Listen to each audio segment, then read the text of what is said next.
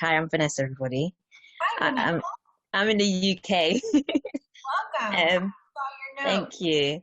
I just appreciated the last bit you said of just taking your gifts to the marketplace and you don't know how far it will take you.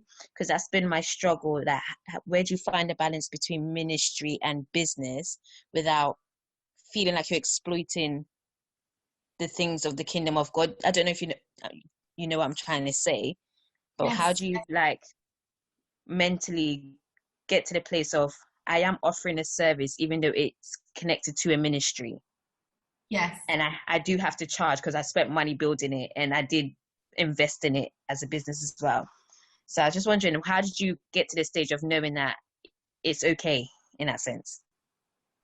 This was one of the subjects. I can't read the whole book to you, but if you'll go and look up "Faith Like Flamingos," Mm-hmm. was Is that your book that you released? I just wrote Yeah, I'm recently. gonna order it. We talk about that and the fact that you are who you are. You are who God created you, whether that's in a church or in a bank or on the river or like you can't separate yellow from an egg yolk, right? Mm, Can't separate the Christian from the person. And so the okay. fact that you're a Christian in the marketplace doesn't make you any more or less Christian. You're still Christian, right? A Yeah. flamingo is pink all the way through. The flamingos they have pink feathers, they have pink skin, they have pink blood, right? When you look at the biology of a flamingo, they are pink all there is no way they are getting away from their pinkness. All right? Mm, And a Christian is the same way. Like you can't take a Christian out of a Christian yeah. until you get to heaven and the spirit leaves the body, right? And so when we think that I'm Christian on Sunday in my church building and I'm a entrepreneur the rest of the week in my office, we're doing ourselves and the rest of the world a disservice because we're not being true to who God created me to be. Yes. Okay. When I realized that my helping you create a course and get your message out to the world or run your business so that you can serve your people what you serve them is my ministry. Mm, Like God gives some people talents for pastoring and other people talents to be missionaries or to be a Sunday school teacher. Like business is not any less spiritual than all of that if that is what God has called you to do. yeah. Thank you. Thank you for that.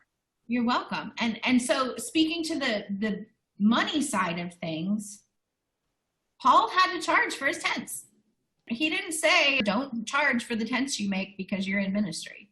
Right? Mm, He was out there making tents and he was selling them.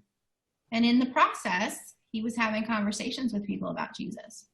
yeah. That's what we do. And I don't push Jesus down people's throats, but the people who come into my circles know that I do business from a God perspective. Mm-hmm.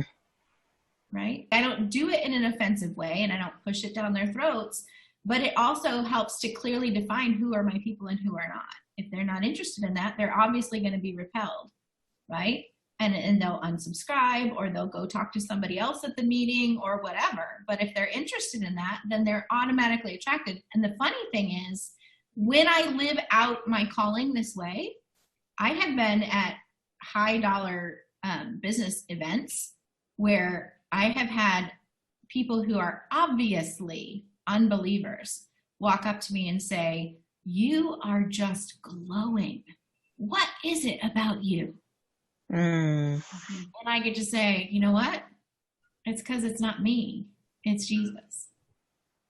I mean, I've had opportunities to sit next to witch doctors and CEOs of $1 million companies and show them the love of Jesus. Show them that a Christian is not going to snub their nose and turn their back on them. A Christian's willing to give them a hug and ask them how their day went, mm-hmm. what they're struggling with in their business, and how can I help?